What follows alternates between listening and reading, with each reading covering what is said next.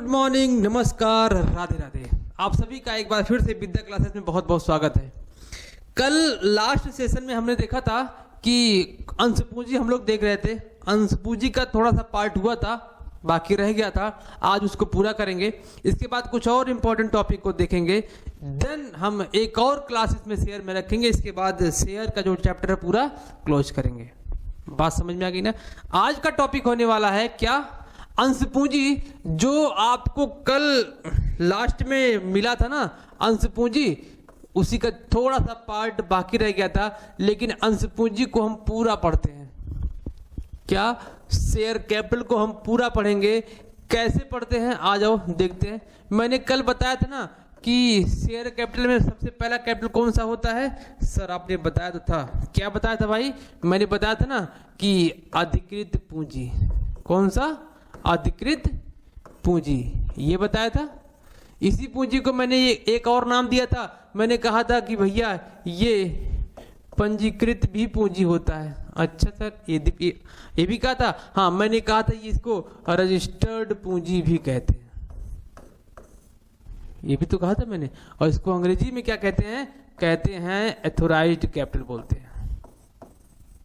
ये तो हो गया था एथोराइज्ड कैपिटल। फिर भी हम इसको देखते हैं। इसके बारे में कहाँ कहा गया है? सेक्शन 2(8) में कहा गया है। ऐसा कैपिटल जिसका कंपनी के सीमानियम में उल्लेख होता है और कंपनी का इनकॉर्पोरेशन करते समय उसका उल्लेख हुआ होता है और आरओसी में उस पूंजी से रजिस्ट्रेशन हुआ होता है, उसे क्या बोलते हैं? अधिकृत पूंजी बोलते हैं। क्लियर? इसके बाद मैंने दूसरा चर्चा किया था। क्या सर? मैंने ये कहा था कि इसके बाद होता है निर्गमित पूंजी। निर्गमित पूंजी, और इसको अंग्रेजी में क्या बोलते हैं? अंग्रेजी में बोलते हैं इशूड कैपिटल। इशूड कैपिटल ये क्या होता है? ये वह पार्ट होता है, ये सेक्शन 250 में बताया गया इसके बारे में। सेक्शन 250 यह वह कैपिटल होता है जो एथोराइज्ड कैपिटल का एक भाग होता है, जो जनता से मांगने के लिए अंश के रूप में उसको जारी किया जाता है। तो ये अधिकृत पूंजी का पार्ट होता है जो जनता से पैसे मांगने के लिए, पैसे रिसीव करने के लिए एक अंश के जरिए इसको इशू किया जाता है। इसे निर्गमित पूंजी कहा जाता है। आ जाओ तीसरा देख लो भाई। मैंने इसी का पार्ट कहा था अनिर्गमित पूंजी। अनिर्गमित पूंजी, यहां तक आपका क्लास हो चुका था। निर्गमित पूंजी तक आपका क्लास हो गया था। आज देखना था अनिर्गमित पूंजी। एथोराइज्ड कैपिटल का जितना भाग आपने जनता से मांगने के लिए निर्गमित कर दिया है उसे निर्गमित पूंजी कहते हैं। लेकिन जितना भाग आप अपने पास रखे हुए हैं, उसको इशू नहीं किए हुए हैं, उसे क्या बोलते हैं? अनिर्गमित पूंजी कहते हैं। ठीक है, उसे क्या बोलते हैं? उसे अनिर्गमित पूंजी कहा जाता है। ये हम कल सीख चुके थे। आज का चौथा पॉइंट क्या होने वाला है? होने ये वाला है मेरे भाई, जिसे हम कहते हैं प्रार्थित पूंजी। प्रार्थित पूंजी, जिसे अभिदत्त पूंजी भी कहा जाता है और जिसे आवेदित पूंजी कहा जाता है। इसको 3 नामों से जाना जाता है। और इसको कहाँ कहा गया पता है? सेक्शन 286 में इसके बारे में बताया गया है। सेक्शन जरूर याद करिएगा, क्योंकि सेक्शन से भी क्वेश्चन बन सकता है कि कौन सी पूंजी के बारे में कहाँ कहा गया है। तो प्रार्थित पूंजी, अभिदत्त पूंजी, आवेदित पूंजी, सबको क्या नाम दिया गया है? तीनों को तीनों का नाम अलग अलग है, बस सबको प्रार्थित पूंजी कहा जाता है। लेकिन सबसे मजे की बात है, इसका अंग्रेजी सबका क्या है? सबका अंग्रेजी है सब्सक्राइब। सब्सक्राइब कैपिटल से बोलते हैं। चाहे वो प्रार्थित, अभिदत्त, आवेदित कुछ भी हो, सबकी अंग्रेजी क्या है? एक ही है, और वो क्या है? Subscribe capital. जितना कंपनी ने निर्गमित किया हुआ है अंश, जरूरी थोड़ी ना मेरे भाई क्या सब जनता खरीद ही ले। जिसकी गुडविल अच्छी होगी, जिस कंपनी की गुडविल अच्छी होगी, मार्केट में उसका चलन अच्छा होगा, उसका क्या करेंगे लोग? एक ही बार में क्या होता है? उसका आईपीओ या फिर उसके शेयर तुरंत खत्म हो जाते, बिक जाते हैं। लेकिन जरूरी थोड़ी कि सारी कंपनी के शेयर सारी कंपनी के जो निर्गमित किए गए हुए अंश हैं वो जनता खरीद ही ले, ऐसा नहीं होता है। कुछ कंपनियां ऐसी हैं जिसका शेयर बिकता ही नहीं है, कुछ ऐसे की वैसे पड़े रह जाते हैं। तो कहने का मतलब है कि जरूरी नहीं है कि निर्गमित किए गए पूंजी के सारे जो अमाउंट होते हैं वो जनता द्वारा क्रय कर लिए जाए, कुछ बाकी भी रह जाते हैं। जितना क्रय किया गया है, जितना जनता ने खरीदा है, जितना मांगा है कि हमको इतना चाहिए, उसे क्या बोलते हैं? सब्सक्राइब। सपोज मैंने कहा कि कंपनी ने इशू किया ना, सपोज कंपनी ने 10 रुपए इशू किया था, तो जरूरी थोड़ी नहीं कि 10 मिल। क्या जनता ने टोटल मांग लिया? अगर टोटल मांग लिया तो टोटल वैल्यू प्रार्थित हो जाएगी। अगर इसमें से कुछ भाग मांगा है तो वह भाग क्या कहलाएगा? आपका प्रार्थित पूंजी कहलाएगा। बात समझ आ गई? तो ये क्या था कि प्रार्थित पूंजी जनता के द्वारा मांगा गया, सब्सक्राइब किया गया कि मुझे आपका शेयर चाहिए, वह पूंजी क्या होती है? सब्सक्राइब अभिदत्त या आवेदित पूंजी होती है। इसे एप्लीकेशन भी कहा जा सकता है कि आपके पास एप्लीकेशन दिया गया है जनता के द्वारा कि हमको पूंजी चाहिए, हमको पूंजी चाहिए, हमको पूंजी चाहिए। तो जितने जनता ने आपसे मांगे हैं वो प्रार्थित पूंजी, जितना आपने चाहा है कि हमको इतना चाहिए वो निर्गमित पूंजी। क्लियर? आ जाओ, ये समझ में आ गया ना अंश पूंजी। अंश पूंजी का एक और छोटा सा पार्ट हम देख लेते हैं। क्या देखते हैं भाई? जिसे हम कहते हैं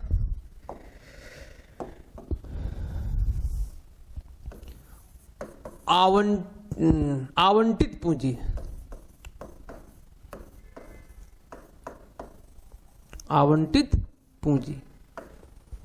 आवंटित पूंजी का मतलब होता है कि सब्सक्राइब किया गया जनता के द्वारा और कंपनी ने सारे सब्सक्रिप्शन पर क्या कर दिया? अप्रूवल दे दिया कि सारे कैपिटल आप ले जाइए, सॉरी सारे शेयर आप ले जाइए, बस आप हमको पैसा दे दीजिए। तो जितना निर्गमित किया गया है उसका प्रार्थित वाला भाग जितना होता है, अगर प्रार्थित वाले भाग का total amount, total share allot कर दिया जाता है तो क्या कहलाता है? अलॉटमेंट कैपिटल कहलाता है। बात समझ आ गई ना? अब आ जाओ, ये क्या था? आपका पूंजी था। अच्छा सर पूंजी था? हाँ भाई ये पूंजी था। अब कुछ इंपॉर्टेंट पॉइंट पे हम चलते हैं। किसके संबंध में? आवेदन के संबंध में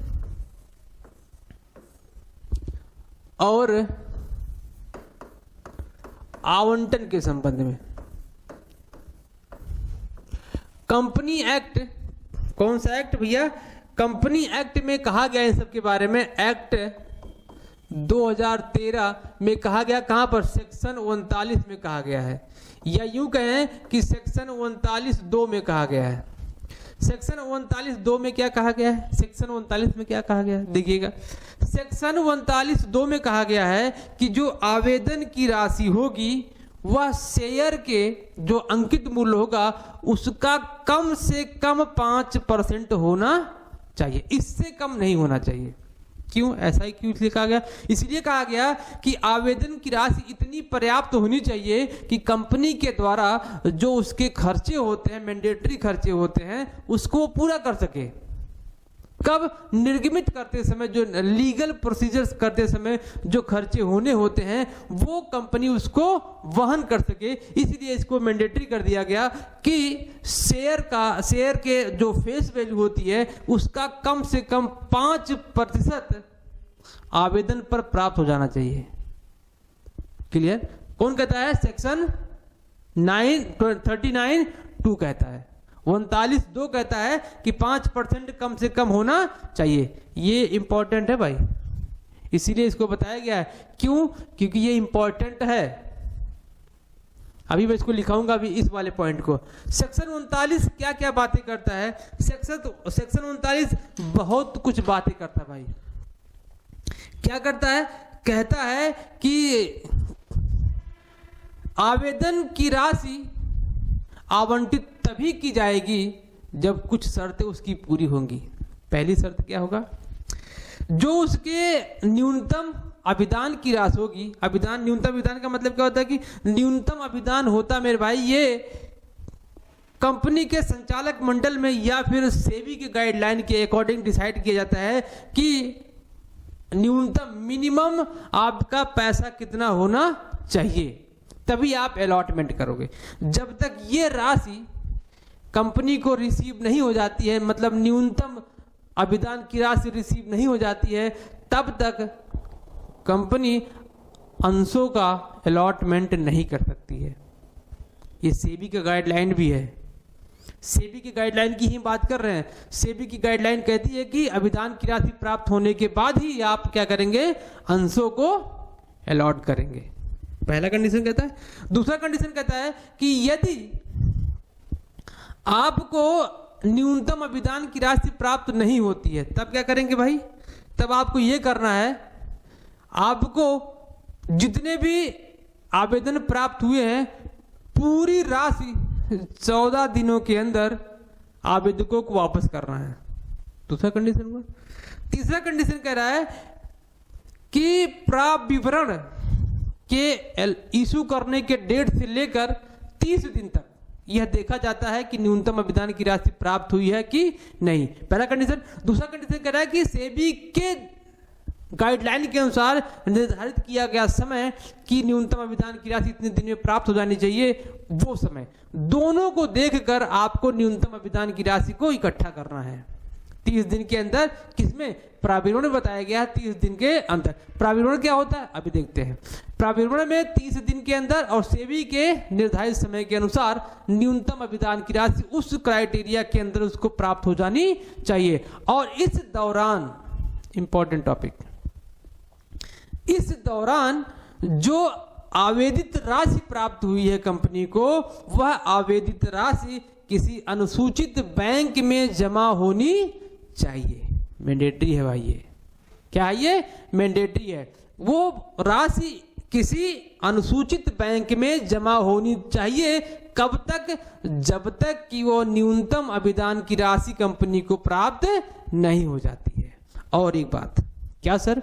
बात यह है मेरे भाई, जो न्यूनतम अभिदान की राशि होती है या फिर आवेदन पर जो राशि प्राप्त होती है, वो किस वे में प्राप्त हो सकती है?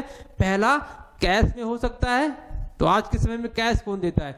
बैंक हो सकता है जी, चेक हो सकता है या फिर ड्राफ्ट हो सकता है। इन तीनों चारों माध्यम से कंपनी अंशों पर रुपया प्राप्त कर सकती है। ये तो प्रावधान था भाई कि उसको अनुसूचित बैंक में रखना है, न्यूनतम अभिदान की राशि 30 दिन के अंदर प्राप्त करना है, या सेबी ने जितना समय दे दिया उसको उतना प्राप्त करना है। अब देखिए क्या होता है। क्या होता है? अब होगा ऐसा कि यदि न्यूनतम अभिदान की राशि प्राप्त नहीं हुई है तो क्या कंडीशन है? उस कंपनी को 14 दिनों के अंदर अंदर, जी 14 दिन है ना? हाँ भाई, कितना दिन है? 14 दिनों के अंदर अंदर उसको पैसे वापस करने होंगे। 14 दिन नहीं, 30 दिन के अंदर। कितना? 30 दिन के अंदर आवेदन की राशि को क्या करनी होगी? उसको वापस करनी होगी। किसको? आवेदकों को। अगर वापस नहीं करे तो क्या होगा सर? बिल्कुल होगा, कुछ ना कुछ तो कार्रवाई होगी ना भाई। अगर वापस नहीं करती है तो सेबी ने कहा है 15% और 15% प्लस उसका जो मूल वैल्यू है वो दोनों को वापस करेगा। कौन? कंपनी। किसके लिए बताया गया है? कंपनी के संचालकों के लिए और कंपनी के अधिकारियों के लिए यह उत्तरदायित्व बन जाता है कि वह 15% की धनराशि, 15% का ब्याज पूरे धनराशि पर उसको एक्स्ट्रा पेमेंट करना पड़ेगा। ये सेबी ने बोल रखा है भाई। इतनी बात समझ में आ गई? तो ये क्या था? कुछ शर्त था जो हम लोगों ने देखा। अब शर्त में एक और बात करता है कि अनुसूचित बैंक, मैंने शब्द यूज किया ना, अनुसूचित बैंक में वह धनराशि कब तक जमा होनी चाहिए? मैंने बताया ना 3 कंडीशन। एक, न्यूनतम अभिदान की राशि प्राप्त होने तक। दूसरा कंडीशन मैंने क्या बताया? नहीं बताया, अब बता रहा हूं। दूसरा कंडीशन क्या है कि धारा 11 कंपनी अधिनियम 2013 की धारा 11 में बताया गया है न्यूनतम अभिदान की राशि, जो आवेदन पर राशि प्राप्त हुआ है अनुसूचित बैंक में तब तक रखना है जब तक कि व्यापार प्रारंभ करने का जो सर्टिफिकेट है वो कंपनी को ना मिल जाए। 2 कंडीशन। अनुसूचित बैंक में पैसा रखने का जो कंडीशन है वो 2 है। इससे पहले आप निकाल नहीं सकते। उम्मीद है कि बात आपको समझ में आई होगी। हाँ सर, बिल्कुल समझ में आ गया। चलो तब आगे बढ़ते ना। ठीक है, लिखो इसको भाई, एक एक पॉइंट करके नोट करते हैं ना, नोट डाउन करते हुए चलो। नोट डाल दो पहला, इसके बाद फिर दूसरा डालिएगा। पहला नोट क्या कह रहा है? पहला नोट कह रहा है कि आवेदन और आवंटन के संबंध में, ये 39 की बात बता रहा हूं मैं। 39 सेक्शन 39 में क्या कहा गया है, इसको मिटा दो, भी रुक जाओ, इसको मिटा दो, इसको भी लिखते हैं। सेक्शन 39 में क्या कह रहा है कि न्यूनतम अभिदान की राशि, न्यूनतम अभिदान की राशि, न्यूनतम अभिदान की राशि का निर्णय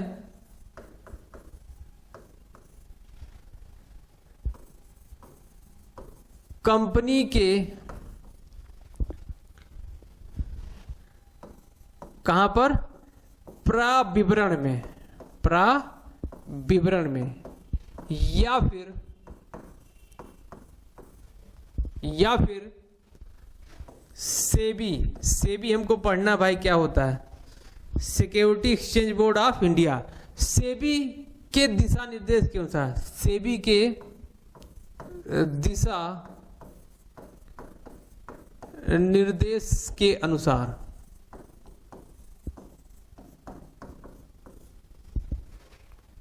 निश्चित किया गया होता है, निश्चित किया जाता है। पहला पॉइंट हो गया। इसका दूसरा पॉइंट देख लो, काम क्या है न्यूनतम अभिदान का? न्यूनतम अभिदान का काम यह है मेरे भाई, न्यूनतम अभिदान की राशि प्राप्त होने तक, न्यूनतम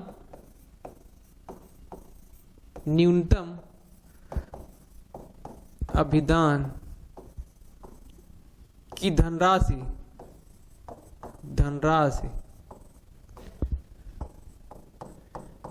प्राप्ति तक,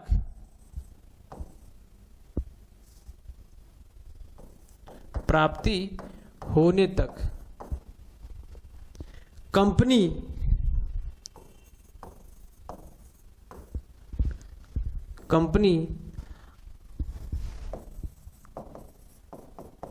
अंशों का आवंटन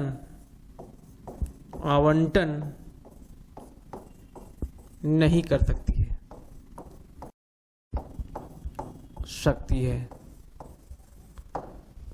क्या कर सकती है? कंपनी अंशों का आवंटन नहीं कर सकती। कब तक? जब तक वो प्राप्त नहीं होता था। आ जाओ दूसरा पॉइंट देखते हैं। तीसरा पॉइंट क्या कह रहा है? तीसरा पॉइंट लिख लो, अभिदान की राशि हो गई। आ जाओ, आवेदन पर प्राप्त राशि, आवेदन पर प्राप्त राशि, प्राप्त धनराशि किसी अनुसूचित बैंक में जमा होनी चाहिए, बैंक में जमा होनी चाहिए। क्लियर? और कब तक? कब तक? आता हो, कब तक? जब तक क्या? पहला कंडीशन, धारा 11 के अनुसार। किसके अनुसार? धारा 11 के अनुसार कंपनी व्यापार प्रारंभ करने का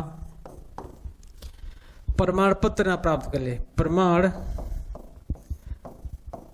पत्र ना प्राप्त कर ले, ना प्राप्त कर ले। दूसरा क्या कहता है? दूसरा कहता है मेरे भाई कि न्यूनतम अभिदान की राशि तक, न्यूनतम अभिदान की राशि तक, की राशि तक। ये 3 कंडीशन हुआ, नोट डाउन करो इसको फटाफट, फिर आगे बढ़ते हैं।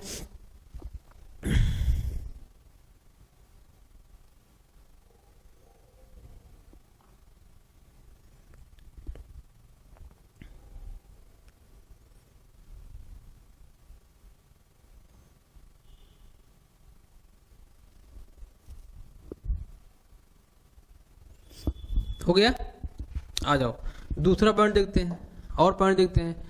नोट नंबर अगला देखते हैं, 3 हुआ था ना, आ जाओ नोट नंबर 3 देखते हैं।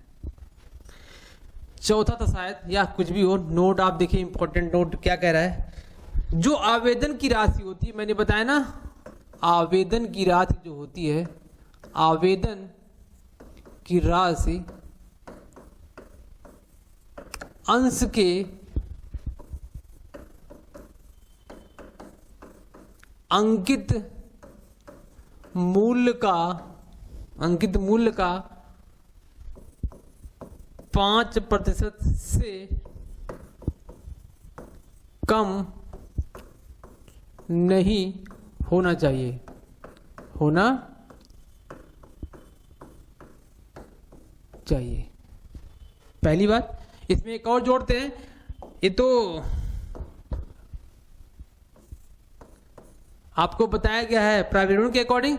अब सेबी क्या कहता है, सेबी यह कहता है मेरे भाई, या क्या होना चाहिए, 25% ना होगा, कितना होना चाहिए, 5% नहीं होना चाहिए, कितना होता है, 25% से कम नहीं होना चाहिए, नहीं होना चाहिए। बात समझ ना, ये इंपॉर्टेंट है भैया, पहला ये वाला पॉइंट। आवेदन की राशि कंपनी अधिनियम में किसके अनुसार, सेक्शन 39(2) में बताया गया है कि ये 5% होना चाहिए, लेकिन सेबी ने कहा है कि 5% ना होगा, कितना होना चाहिए, 25% होना चाहिए। आ जाओ इंपॉर्टेंट पॉइंट और आ जाओ, यहां पर एक बात कही गई है। अब न्यूनतम की बात करते हैं, न्यूनतम अभिदान की बात करते हैं। न्यूनतम अभिदान न प्राप्त होने पर, न प्राप्त होने पर, अच्छा जी, ना प्राप्त होने पर कंपनी को 15 दिन के अंदर आवेदन की राशि आवेदकों को वापस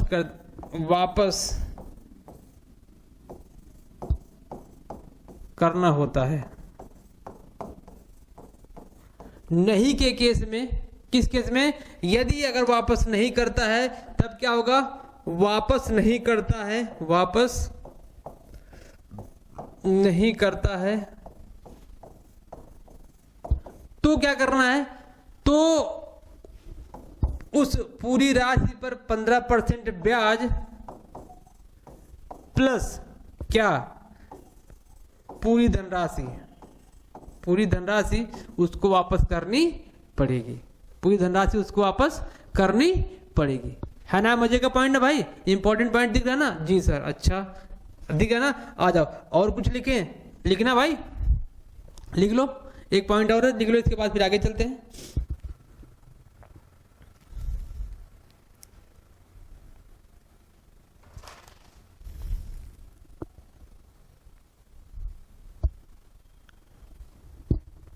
हो गया, आ जाओ एक और लास्ट इंपॉर्टेंट पॉइंट देखते हैं। नोट नंबर नेक्स्ट क्या कह रहा है, यदि कंपनी को अपने अंशों का क्रय विक्रय स्कंद मार्केट में, स्टॉक एक्सचेंज में करना है तो क्या करेगा, कंपनी अपने अंशों का रजिस्टर क्या करना पड़ेगा, एक या एक से अधिक स्टॉक एक्सचेंजों में रजिस्टर करके वहां से आदेश प्राप्त कर सकता है। धारा क्या कौन सा कहता है, धारा 40 कहता है। ये कंपनी एक्ट 2013 सेक्शन 14 कहता है, क्या कहता है कि यदि कंपनी अपने अंशों का क्रय विक्रय स्टॉक एक्सचेंज में करना चाहती है तो वो कर सकती है। कितने स्टॉक एक्सचेंज में? एक या एक से अधिक। बट क्या करवाना पड़ेगा उसको उस स्टॉक एक्सचेंज में अपने अंशों का क्या करना पड़ेगा? रजिस्ट्रेशन करवाना पड़ेगा। ठीक है, ये था इसका लास्ट पॉइंट। उम्मीद है कि आपको समझ में आया होगा। आ जाओ एक और अच्छा सा टॉपिक देखते हैं। क्या, इसको लिख लेना भाई, ठीक है। अगला पॉइंट हम देखते हैं प्राविवरण।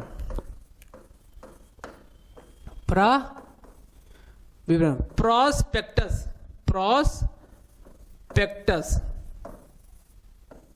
क्या होता है ये? इसमें एक लाइन केवल देखना हमको। प्राविवरण एक सार्वजनिक कंपनी जारी करती है, इतना ध्यान रखिएगा। क्वेश्चन यहां से बनता है कि निम्न में से कौन सी कंपनी प्राविवरण जारी कर सकती है, इसीलिए इसको लिखा है। एक लाइन का है, बहुत ज्यादा नहीं है। प्राविवरण केवल और केवल सार्वजनिक कंपनी के द्वारा जारी किया जाता है। क्यों? क्योंकि सार्वजनिक कंपनी ही अंशों को आईपीओ के थ्रू अपने अंशों को जनता में बिक्री के लिए दे सकती है।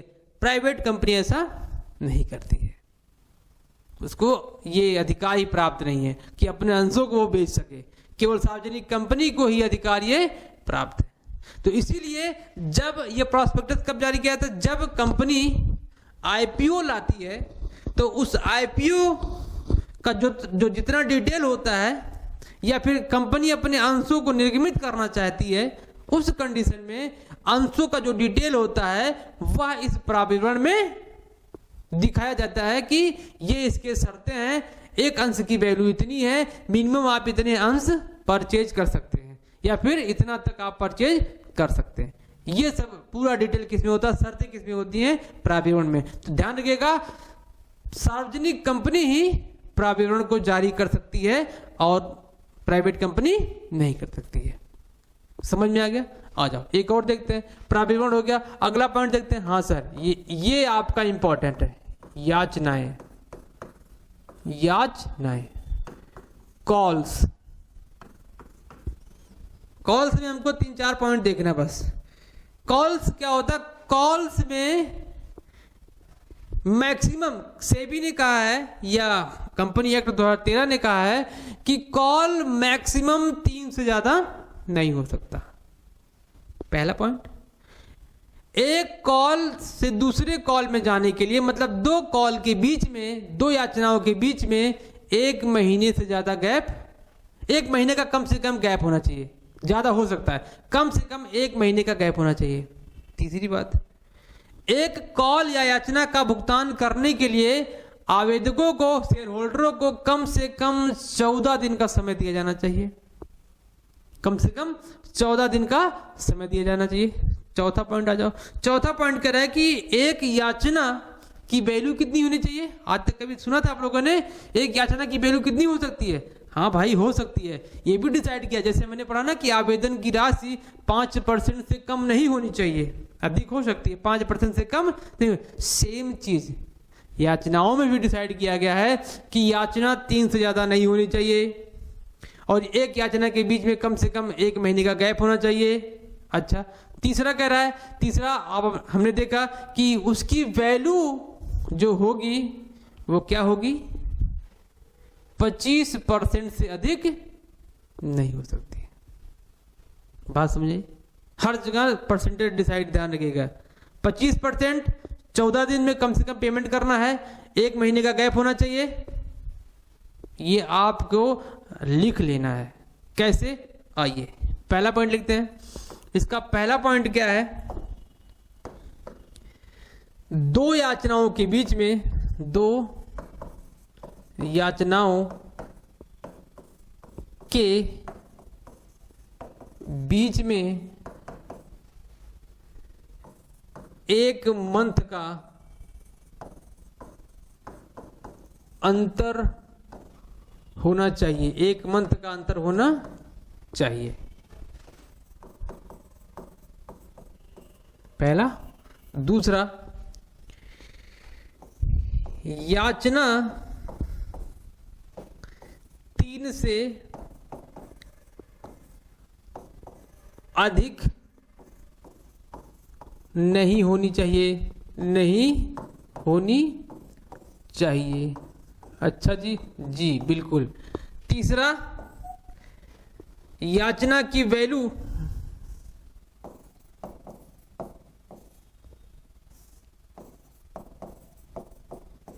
याचना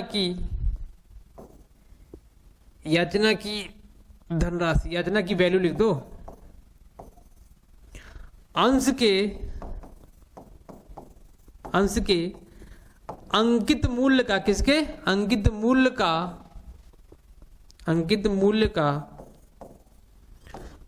एक मिनट भाई, अंश के अंकित मूल्य का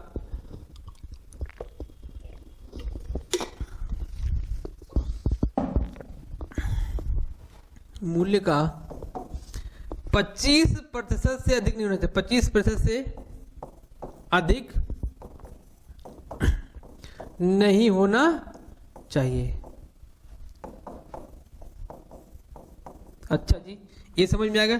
चौथा क्या कह रहा है? चौथा, एक याचना की धनराशि का भुगतान का समय कम से कम 14 दिन होना चाहिए,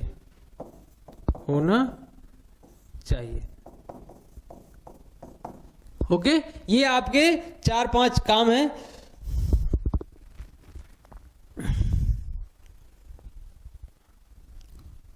ठीक है, तो ये क्या था आपका? याचना था। अब आप याचना में 4 पॉइंट याद करके, अभी तक हम लोगों ने यही तो पढ़ा था कि भाई first call, second call, third call तक पता नहीं गए हो कि नहीं आप गए हो, लेकिन मैक्सिमम कितने 3 कॉल जा सकते हो, फर्स्ट कॉल, सेकंड कॉल और फाइनल कॉल, और उनके बीच में एक महीने का क्या होना चाहिए? गैप होना चाहिए। याचना की वैल्यू जो होती ना, 1 रुपये 2 रुपये होती ना, उसकी वैल्यू अंश जो होते हैं उसके अंकित मूल्य का 25% से अधिक नहीं होना चाहिए। और क्या भाई कि जो उसके भुगतान का टाइम दिया था ना कि आपको 2 दिन में नहीं, 14 दिन कम से कम टाइम देना पड़ेगा आपको। ठीक है, तो ये क्या था? आपका याचना था। और पढ़ लें? जी सर, अभी पढ़ लीजिए, अभी एनर्जी है। आ जाओ, एक और टॉपिक शुरू करते हैं जिसका नाम क्या है? संचित पूंजी। संचित पूंजी, इसे क्या बोलते हैं? रिजर्व कैपिटल बोलते हैं, रिजर्व कैपिटल। ये क्या होता है? ये आप सर क्यों पढ़ा रहे हैं? क्या ये इंपॉर्टेंट है? भाई इंपॉर्टेंट है तभी तो मैं पढ़ा रहा हूं। यहां से क्वेश्चन कई बार आए हुए हैं, इसीलिए ये टॉपिक पढ़ाया जा रहा है। आ जाओ, क्या है ये? संचित पूंजी क्या होता है? 2 पूंजी होते हैं, एक संचित पूंजी और एक पूंजी संचय, 2 होते हैं। हम सीखेंगे संचित पूंजी क्या होता है, रिजर्व कैपिटल। रिजर्व कैपिटल वह होता है मेरे भाई जब एक असीमित कंपनी, असीमित दायित्व वाली कंपनी अपने को सीमित में परिवर्तित करती है। क्या सर समझ में नहीं है? हाँ, 2 टाइप्स कंपनियां टाइप्स होती है ना, सीमित दायित्व वाली, असीमित दायित्व वाली। जब असीमित दायित्व वाली कंपनियां, इसको हम क्या पढ़ेंगे? सीमित और असीमित दायित्व वाली कंपनियां हम बिजनेस स्टडीज में पढ़ेंगे।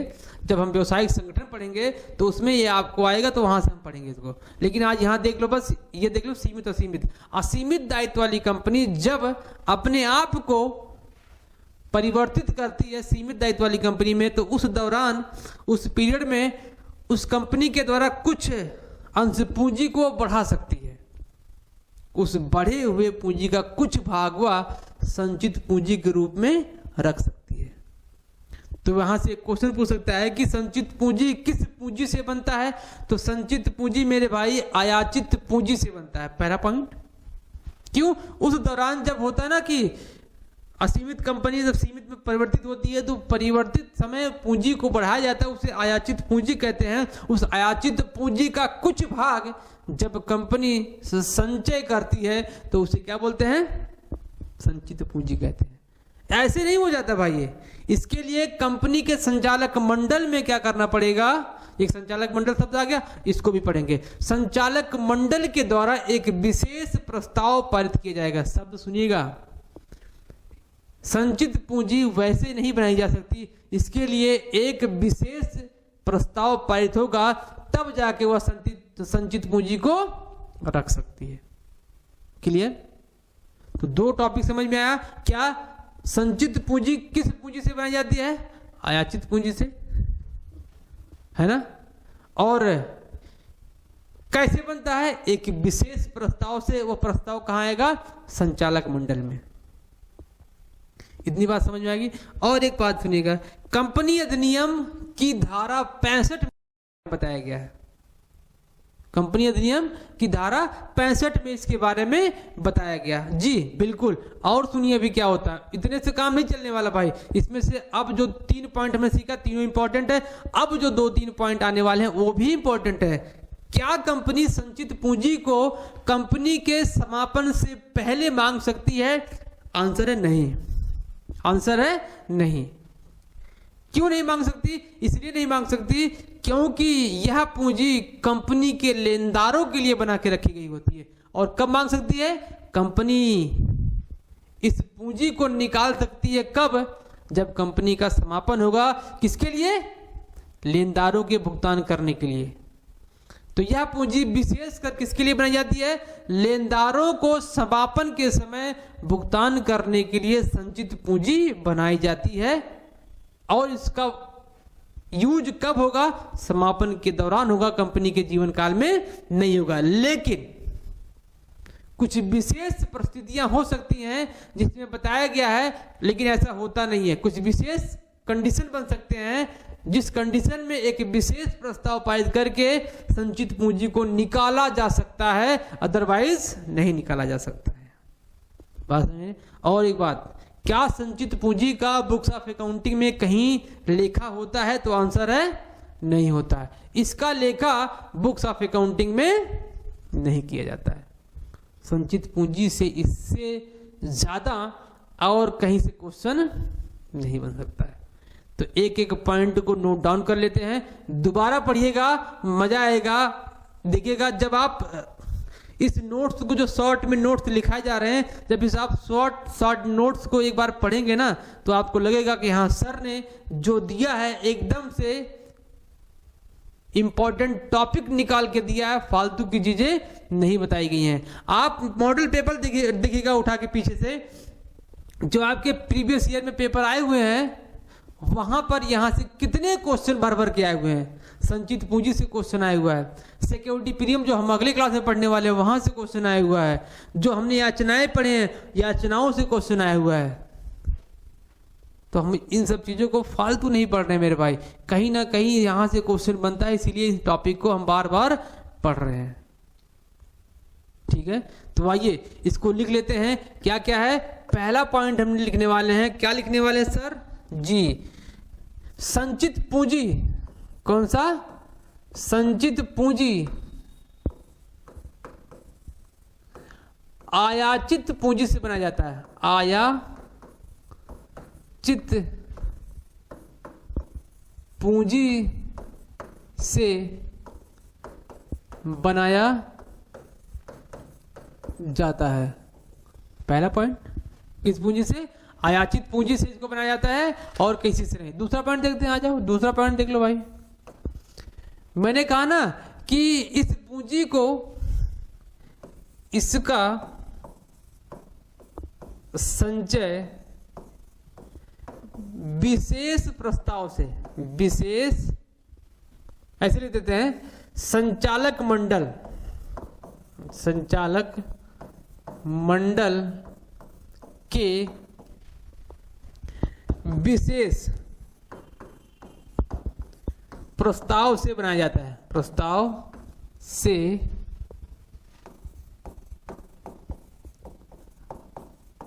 बनाया जाता है।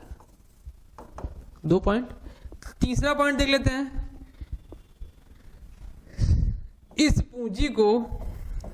इस पूंजी का मांग कंपनी के समापन पर किया जाता है।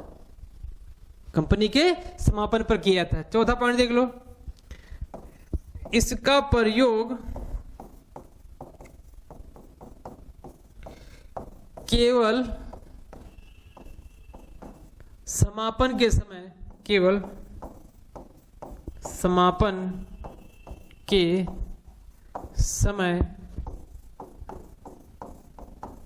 लेनदारों के लिए किया जाता है। लेनदारों के लिए किया जाता है। और कुछ पढ़ना है क्या इसमें? अरे भाई कुछ नहीं है, इससे ज्यादा आपको कुछ नहीं मिलने वाला है। बात समझे ना? तो ये क्या था आपका संचित पूंजी। और हाँ, मैं यहां लिखता हूं, देखो मैंने लिखा नहीं, सेक्शन कौन 65 धारा 65 में इसके बारे में बताया गया है। उम्मीद है कि आपको आज का टॉपिक समझ में आया होगा।